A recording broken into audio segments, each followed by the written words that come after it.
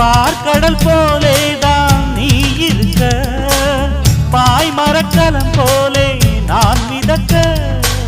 ராத்திரி தூங்காமல் நான் தவிக்க, ராஜனின் லீலைகள் நோய் தணிக்க. வெட்கம் தீர நான் உன்னை சேர, தொட்டு விளையாட ஆனந்தம் கூடாது. பாண்டியனின் ராஜ்யத்தில் உய்யலாலா, வேண்டி நின்ற பைங்கிளிக்கு உய்யலாலா.